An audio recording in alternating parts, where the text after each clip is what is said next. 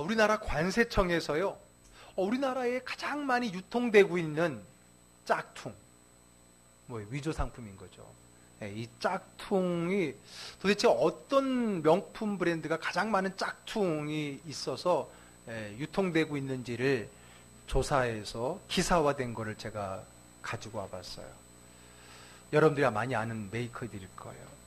가방에서는요, 제일 많이 짝퉁이 돌아다니는 상품이 제1위가 루이비통, 두 번째가 샤넬, 세 번째가 구찌, 네 번째가 에르메스, 다섯 번째가 프라다랍니다. 남자들이 좋아하는 시계는요, 짝퉁이 제일 많은 게 롤렉스, 그 다음에 까르띠에, 제가 잘 모르는 거라서 잘 읽기도 힘들어요. 세 번째가 파텍 필립, 네 번째가 위블로, 다섯 번째가 아르마니. 의류는 샤넬, 루이비통, 구찌, 버버리, 몽클레르 순이고요.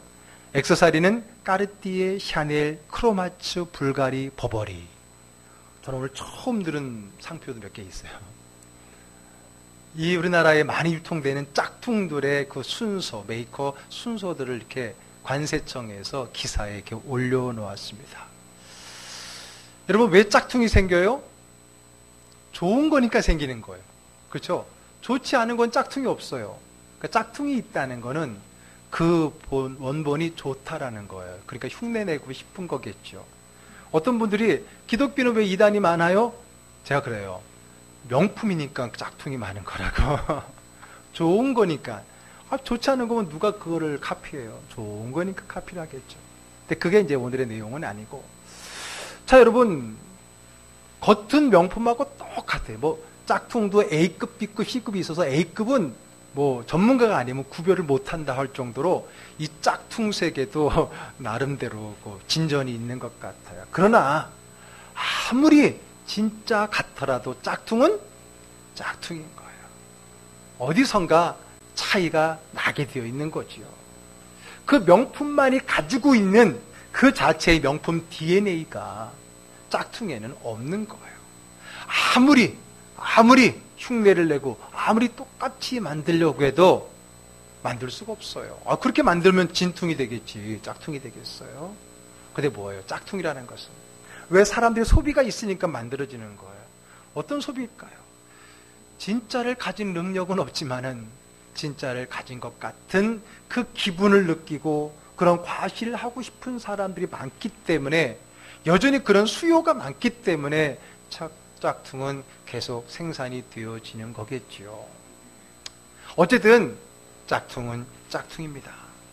겉은 진짜일지 모르지만은 그것을 사용해 보고 또 그것의 수명을 보게 되면은 여지없이 드러나게 되어 있다라고 하는 것입니다. 자, 근데 여러분, 이런 짝퉁은 이런 우리의 삶 속에 필요한 어떤 생필품, 이런 물건들에게만 있을까요? 아니에요.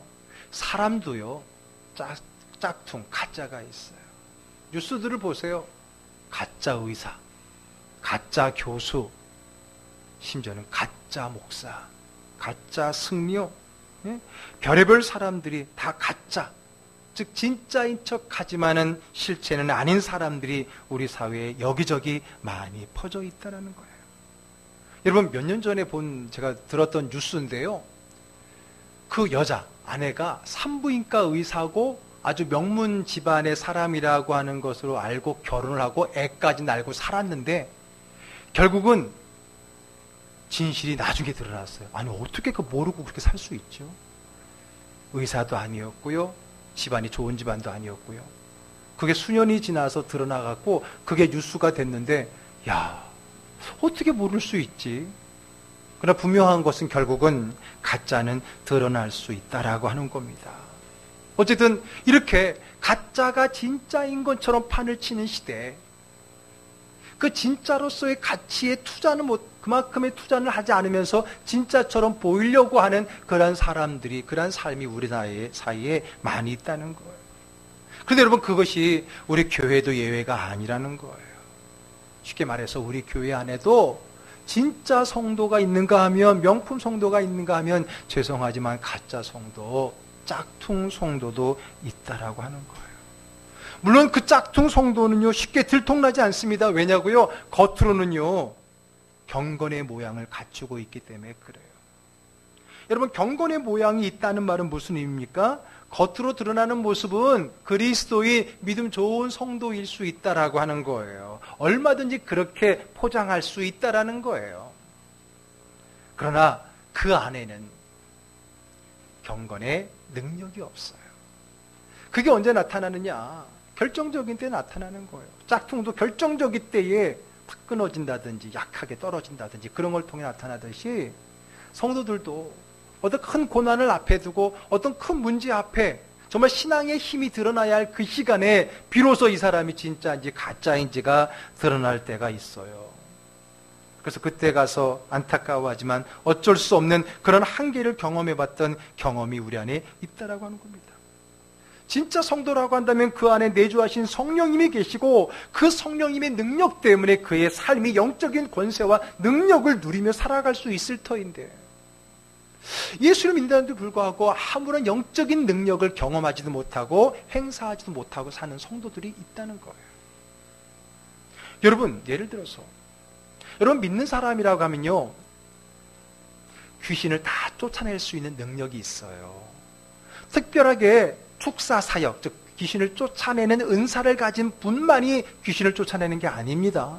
물론 특별히 그 분야에 탁월한 은사를 받아서 그런 사역을 하는 분이 있습니다만은, 그러나 우리 모든 믿는 자들은요, 귀신의 권세가 벌벌 떨고 두려워하고 떠나가는 존재들인 거예요.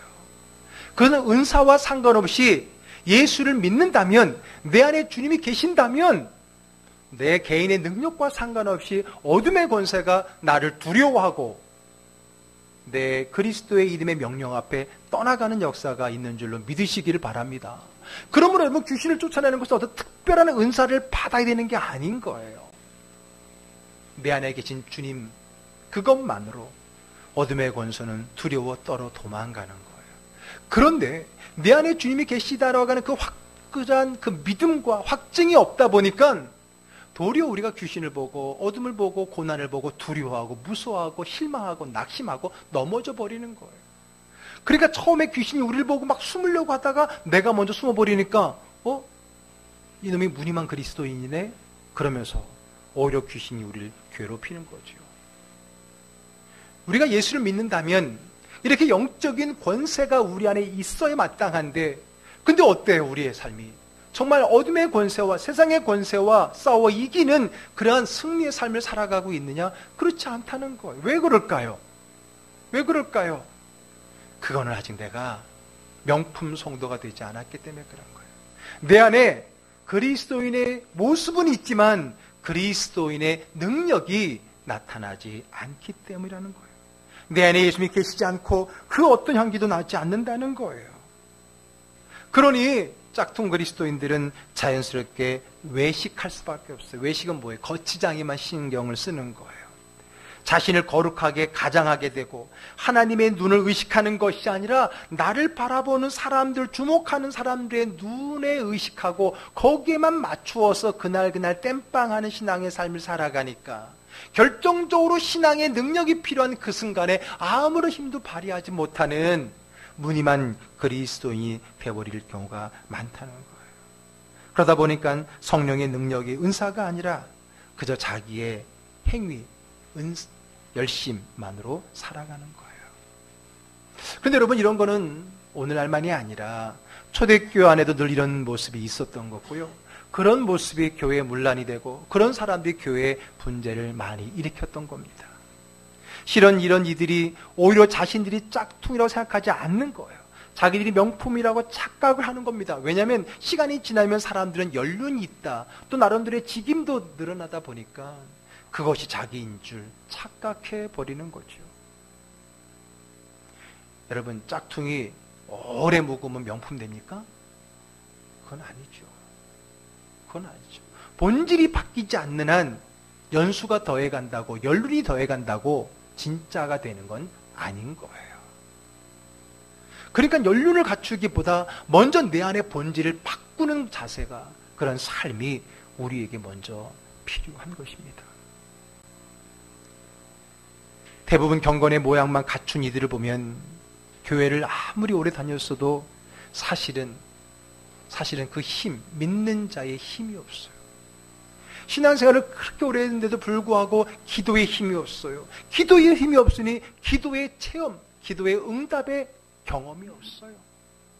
신앙생활을 하면 누구나 한 번씩 경험할 수 있는 영적인 신비로운 체험과, 그리고 무엇보다도 기적의 체험도 꼭 있어야 된다는 건 아니지만 그런 어떤 체험들이 있기 마련인데 그런 건 더욱도 없고 그저 겉으로만 왔다 갔다 하는 신앙의 문제. 왜 그럴까요?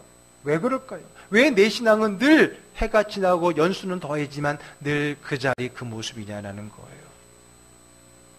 무엇보다 내 안에 살아계신 하나님의 능력이 없기 때문에 그런 거예요. 그러면 여러분, 우리가 경건의 모양만 갖춘 사람들을 대부분 보게 되면은 시간만 흘러가기 때문에 그래요.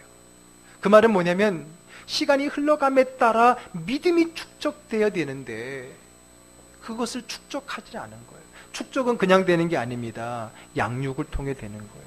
결국은 많은 그런 능력 없이 신앙생활하는 분들은 양육의 부재가 문제라는 거예요. 여러 가지 이유 때문에 제대로 신앙의 양육을 받지 못했다라고 하는 것입니다. 여러분, 우리가 예수님의 좋은 일꾼이 되어서 참다운 제자가 되기 위해서는 사실 양육이 필요한 거예요. 자, 오늘 본문의 첫 절인 6절의 말씀을 읽어보겠습니다. 내가 이것으로 형제를 깨우치면 그리스도 예수의 좋은 일꾼이 되어 믿음의 말씀과 내가 따르는 좋은 교훈으로 양육을 받으리라. 예. 여러분, 우리가 성장하여 그리스도의 참 제자가 되는 것은요, 스스로 힘으로 되는 게 아닙니다. 시간이 지난다고 점점 내가 멋진 성도가 되는 게 아니에요. 시간의 문제가 아닌 거예요. 내 안에 무엇을 채우느냐의 문제고, 그것은 양육과 훈련을 통해서 되어지는 것입니다. 하나님이 주도적인 역사로 양육을 받아야 되는 거예요. 내 안에 그 양육의 지속적인 삶이 이루어져야 되는 거예요. 이례적인 행위가 아니기 때문에 우리 신앙은 결코 이례적인 이벤트로 다져지지는 않습니다. 오늘 읽었던 6절에 보니까요, 바울은 디모데에게 믿음의 말씀과 내가 따르는 좋은 교훈으로 양육을 받으라 그랬습니다. 믿음의 말씀은 뭡니까? 하나님의 말씀을 이야기하는 거예요.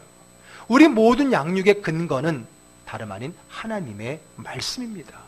하나님 말씀을 떠나서 하나님 말씀을 무시하고 하나님 말씀을 외면하고서 우리의 신앙의 영적 성숙을 이루려 하는 것은요, 잘못된 겁니다. 하나님 말씀이 기초가 되고 기본이 되어야 돼요. 그런데 오늘 디모데에게 믿음의 말씀, 즉 하나님의 말씀뿐만 아니라 또 뭐라고 표현되어 있어요? 좋은 교훈이라 했어요. 이 좋은 교훈은 뭐냐? 디모데가 어려서부터 외할머니와 엄마로부터 받았던 신앙 훈련을 이야기하는 겁니다. 그러므로 여러분, 오늘 부모님들의 자녀를 향한 그 믿음의 신앙의 권면과 그리고 여러분들이 하시는 그 양육, 이게 중요합니다.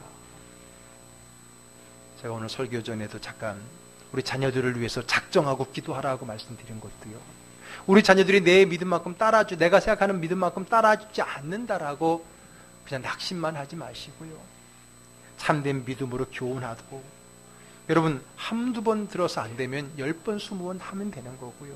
그리고 무엇보다 그것을 가지고 간절하게 무릎 꿇는 믿음의 부모님들 되기를 주의 이름으로 축복합니다. 디모데는 그런 엄마와 그런 외할머니의 신앙의 그런 가르침이 있었기 때문에, 그런 양육을 받고 섰기 때문에 좋은 믿음의 일꾼이 될 수 있었다라고 이야기하는 겁니다. 신앙의 양육은 그냥 되어지는 것이 아니라는 거예요. 오늘 우리가 하나님 말씀을 배우고 교회 공동체와 그리고 믿음의 가정 공동체 안에서 거룩한 신앙의 교훈과 간증이 우리 자녀들에게 또 여러분들에게 흘러가도록 해야 된다는 겁니다. 그래야 우리가 자칫 거짓 제자가 아닌 참된 제자로 성장할 수가 있는 거예요. 우리 한번 솔직히 얘기해 봅시다. 여러분, 주일 한 번 드리는 이 예배만으로 우리의 믿음이 성장을 이룰 수 있을까요? 물론 제대로 여러분들이 이 예배에 충성되게 참석하면 될 수 있어요. 그런데 여러분, 솔직히 말해서 주일에 한 번 드리는 이 예배만으로 우리의 믿음을 유지할 수는 있을지언정 사실 믿음의 성숙을 깊이 있게 가기에는 부족하다는 걸 깨달습니다. 물론 예배가 부족하다는 걸 얘기하는 것이 아니에요. 솔직히 한번 생각해 봅시다. 예배라고 하는 것은요, 다양한 신앙 또 다양한 연령대의 사람들에게 동일하게 한 예전을 가지고 들어가기 때문에 사실 나에게 필요한 개별적인 그 깊숙한 신앙의 메시지와 훈련은 사실 이루어지기가 쉽지가 않은 거예요. 물론 성령의 감동과 역사하심을 통해서 정말 바울 사도를 한 방에 하나님께서 변화시킨 것처럼 변화시킬 수도 있겠지만은, 그러나 우리의 신앙의 삶의 모습을 볼 때 그것만으로 우리의 성숙을 이루기에는 부족하다라고 하는 거예요. 그래서 교회는요, 수요예배, 우리 교회 수요예배는 특별히 말씀을 좀 더 깊이 있게 강해를 하잖아요. 그리고 그 말씀을 붙들고 뜨겁게 기도하는 시간을 갖습니다. 또 새벽 기도회가 있고요. 또 우리 교회 단계별 성경 공부가 있고요. 그리고 여러분 목장 나눔이 있잖아요.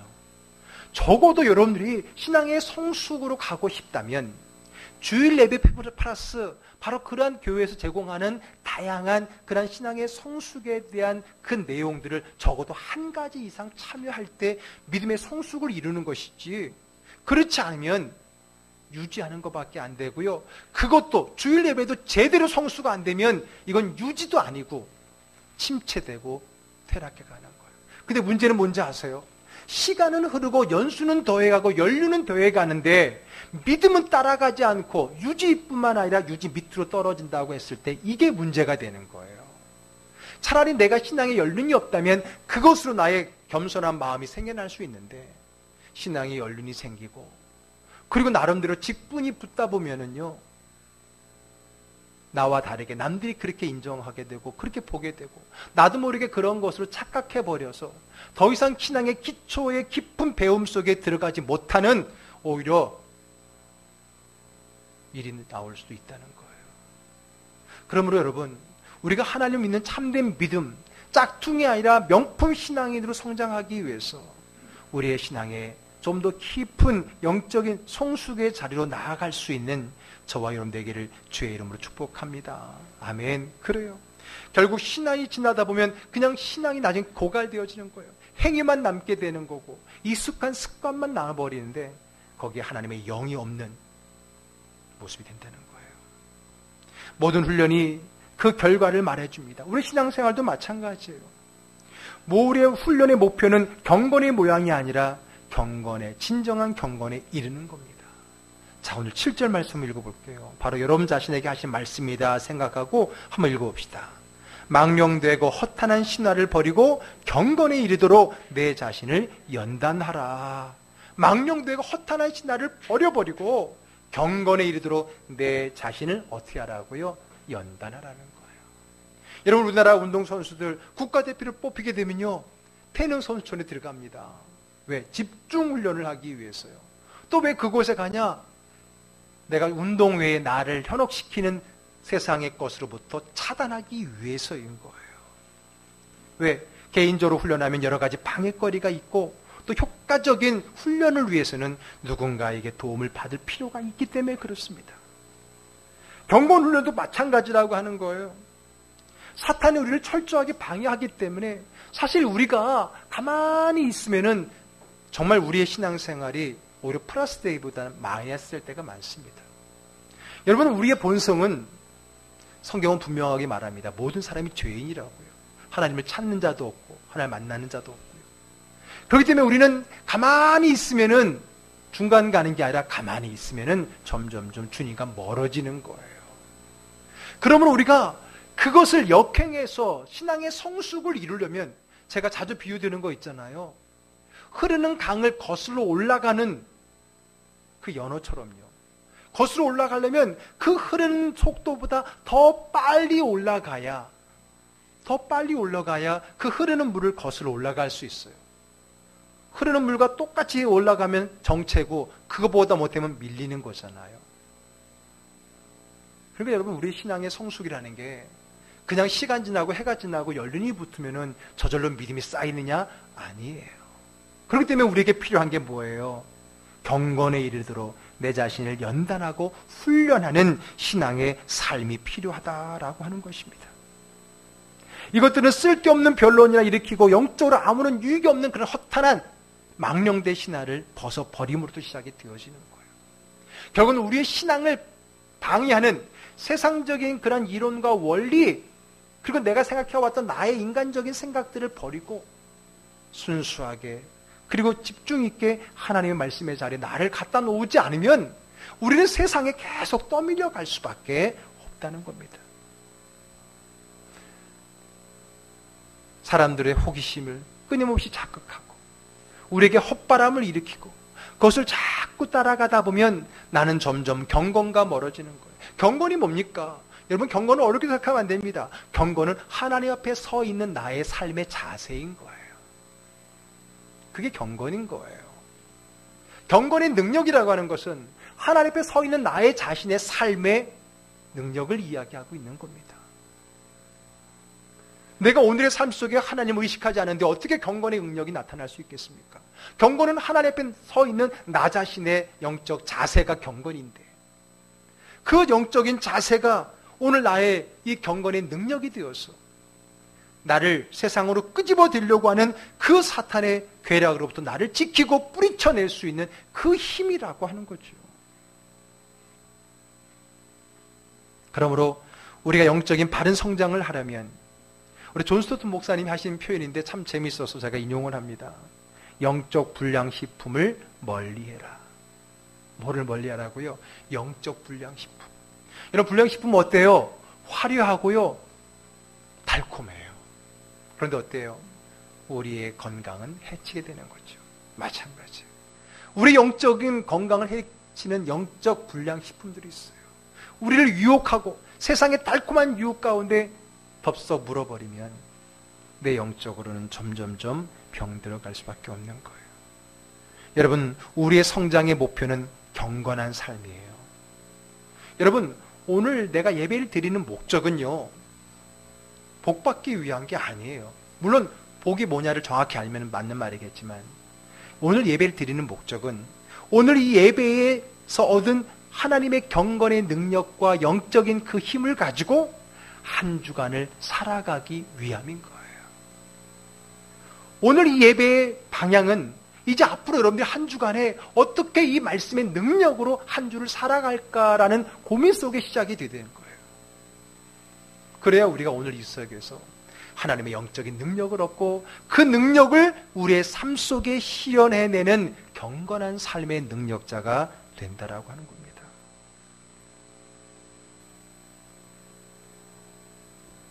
그래서 오늘 우리의 성장의 목표가 경건한 모양이 아니라 경건의 능력이 되세요. 자, 디모데후서 3장 5절의 말씀 읽어보겠습니다. 경건의 모양은 있으나 경건의 능력은 부인하니 이 같은 자들에게서 내가 돌아서라.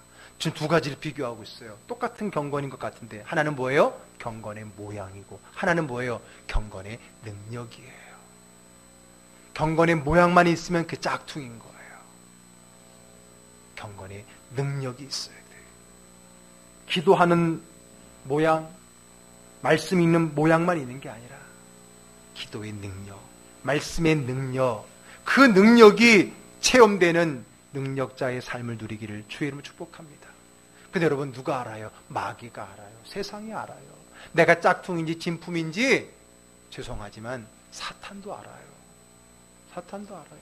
그래서 여러분, 사도행전에 보게 되면요, 어떤 사람이 바울 사도를 바예수라고 하는 사람인데 하필 이름이 바예수야. 그 사람이 바울 사도를 흉내냅니다. 바울 사도를 흉내내갖고 막 그러니까 사탄이요, 귀신이요, 비웃습니다. 야, 내가 예수도 알고 바울도 안 돼. 넌 누구냐?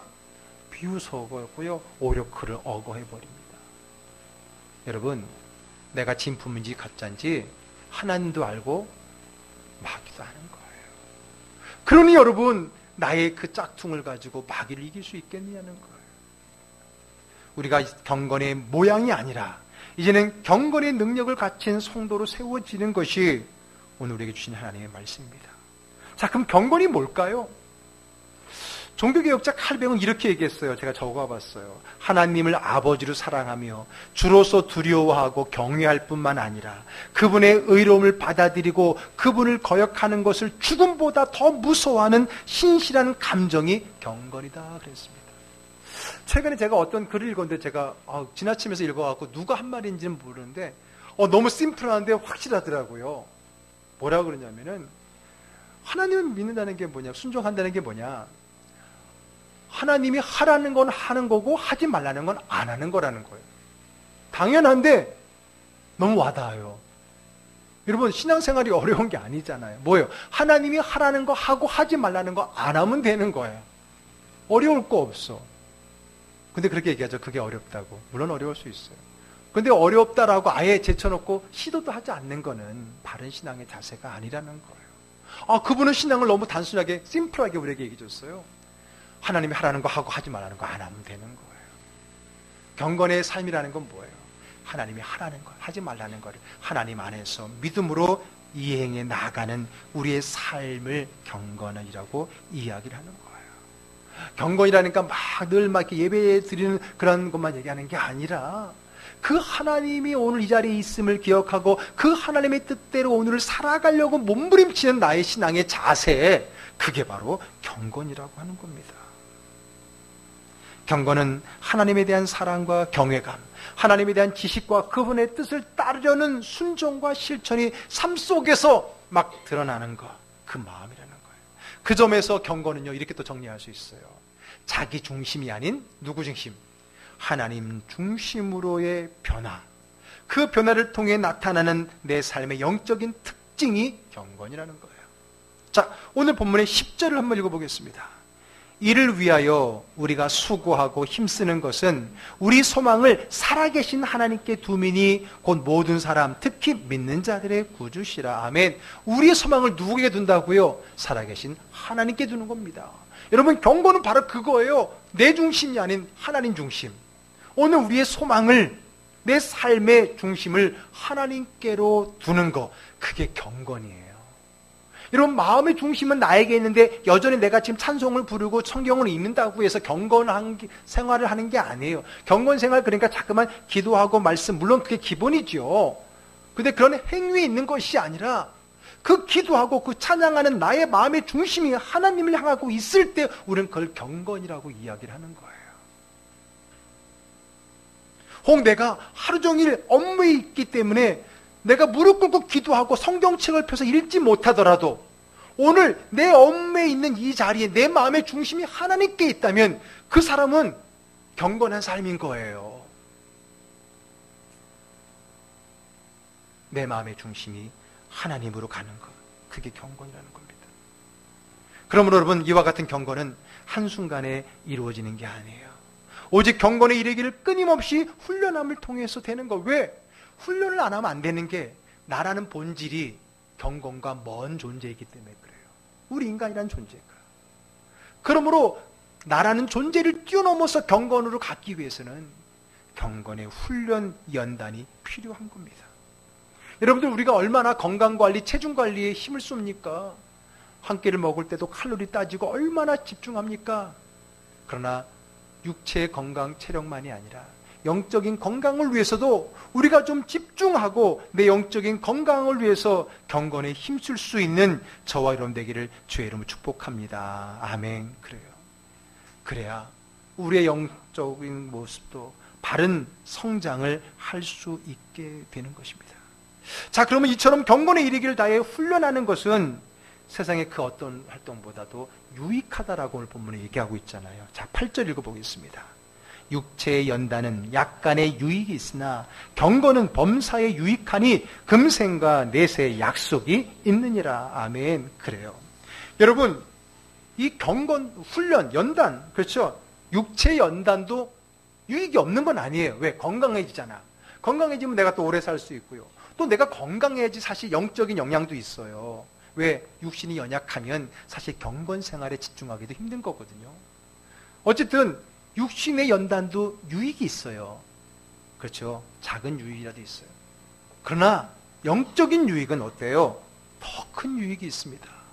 금생과 내세에. 그 말은 뭐예요?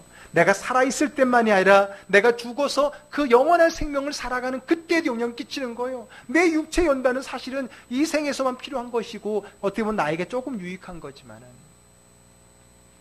영적인 연단은 더 큰 유익이 있다라고 하는 겁니다. 우리는 단지 말씀으로 양육받고 예배 자리로 나와 영과 진리로 예배를 드리고 기도하고 찬양하고 하였을 뿐이지만은 그 지속적인 시간들이 모여서 우리를 하여금 하나님이 인정해주는 참 제자의 모습으로 바뀌어 간다는 겁니다. 최근에 제가 읽고 있는 책 제목이 뭐냐면, 책 제목이 너무 좋아서 샀어요. 습관이 영성이다. 따라합시다. 습관이 영성이다.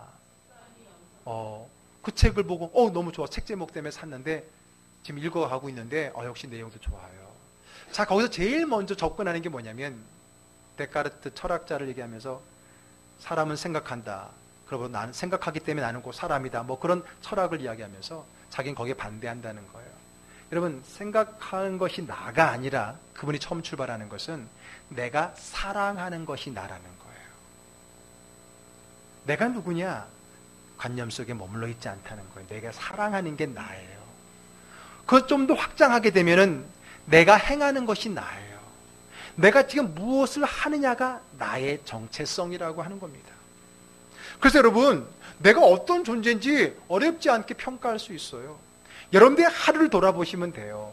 내 하루의 시간과 물질과 여력이 어떤 퍼센테이지로 향하고 있는가를 쭉 기록해 보시면은 여러분들이 누군가가 결정이 되는 거예요. 어렵지 않아요. 더 나아가서 여러분들이 한 달 혹은 이제 연말이니까 1년을 돌아보면서 여러분들의 시간, 여러분들의 물질, 여러분들의 노력이 어느 곳을 향했느냐가 내가 1년에 산 나예요. 그렇게 말하면 쉽겠잖아요. 그러므로 마음은 원이로되 육신이 약하다는 건 거짓말이라는 거예요. 여러분, 내 마음에 있고 내가 그걸 사랑한다면 행하게 되어 있고 그 행하는 것이 나이고 그 행함이 반복되면 그것은 내 삶에 뭐가 되는 거예요? 습관이 되는 거예요. 그래서 그분은 습관이 나라는 거예요. 나가 아닌 것 같죠? 그게 나예요. 여러분들에게 어떤 습관이 있느냐가 여러분을 이야기해주고 있는 거예요. 왜? 습관은 행위고 그 행위는 내가 사랑하는 거기 때문에. 습관은 타고나는 게 아니에요. 영성은 타고나는 게 아니에요. 와, 어떤 사람은 태어나자마자, 우리 어떤 아이는 벌써 처음부터 막 영성이 막, 안 그래요. 이 영적인 거는 얼마나 우리가 반복하고 우리의 삶의 습관을 들이느냐가 중요한 거예요. 그래서 여러분, 우리 부모님들이 우리 자녀들에게 어렸을 때, 아직 자기의 삶의 패턴이 완전히 정해지지 않을 때, 그 믿음의 습관을 길러주는 것이 우리 부모가, 믿음의 부모가 자녀들에게 해 주어야 될 거라는 거예요. 진정한 명품의 DNA는 쉽게 빠르게 만들어지지 않습니다. 진정한 명품 그리스도인들은 갑자기 되는 게 아니에요. 주일의 은혜는 우리에게 동기를 부여하지 내 믿음의 성숙을 말하지는 않아요. 그러므로 주일의 은혜를 받고 동기를 부여받고 그 말씀을 가지고 일주일 동안 살아내는 삶이 없이는 절대로 성숙하지 않습니다.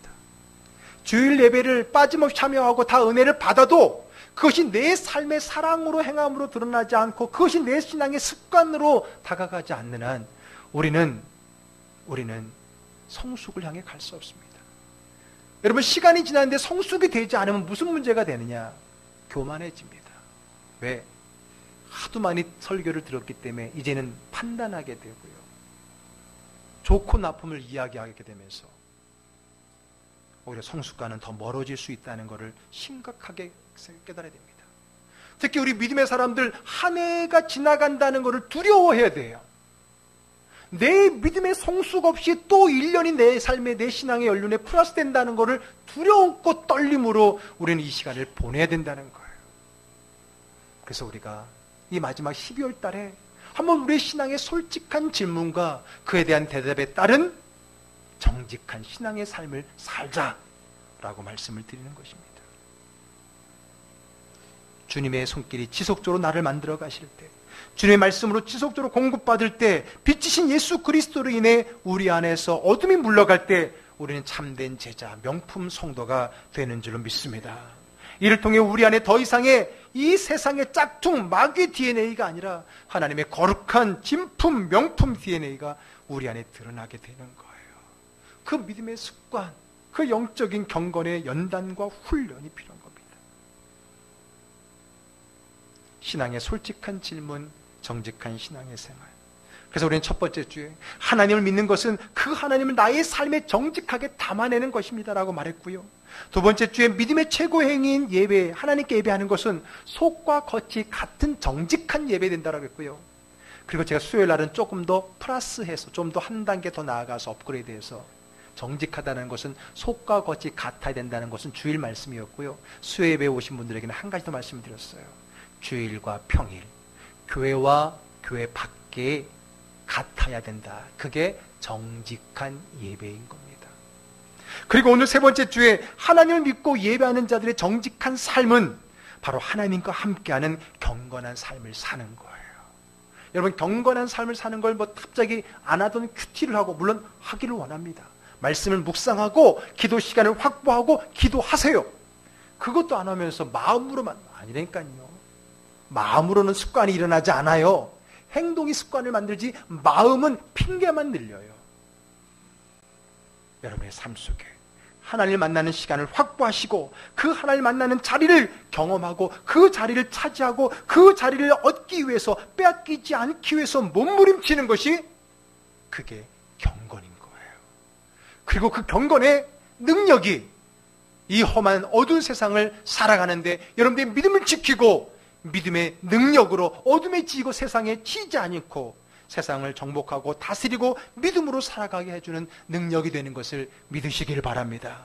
오늘 7절의 말씀처럼 망령되고 허탄한 신화, 즉 세상이 말하는 성공신화, 행복신화를 빠지지 말고 오직 경건에 이르도록 여러분 자신을 연단해서 짝퉁이 아닌 명품 그리스도인으로 세워나가는 저와 여러분 되기를 주의 이름으로 축복합니다. 기도하겠습니다. 우리 기도하겠습니다. 하나님, 솔직히 나는 명품이 아니었습니다. 겉만, 연륜만 더해져서 겉만 번지르르한 그런 성도가 아니었는지요. 그러나 내 속은 능력이 없고, 능력이 없는 이유는 내 안에 경건의 삶이 없기 때문이라는 것을, 어느 날 갑자기 주여 하면 하나님이 확 힘을 주는 게 아니라 늘 삶 속에 하나님을 의식하고 하나님 나와 함께하는 것을 누리는 것이 경건인데, 그 경건의 감각을 놓치지 않기 위해서 날마다 경건의 연단을 쌓아가는 저희들 되어서 정말 힘들고 어려운 우리를 방해하는 어둠의 세력을 과감히 이겨내서, 야, 저 사람은 진짜 성도다. 세상 사람들이, 사탄 마귀도 아이고 저 사람은 진짜 그리스도인이네, 아이고 내가 못 건드리겠다 할 정도의 믿음의 성도로 세워질 수 있도록 나를 도와달라고, 나도 그렇게 살겠다고 결단하며 함께 기도하겠습니다.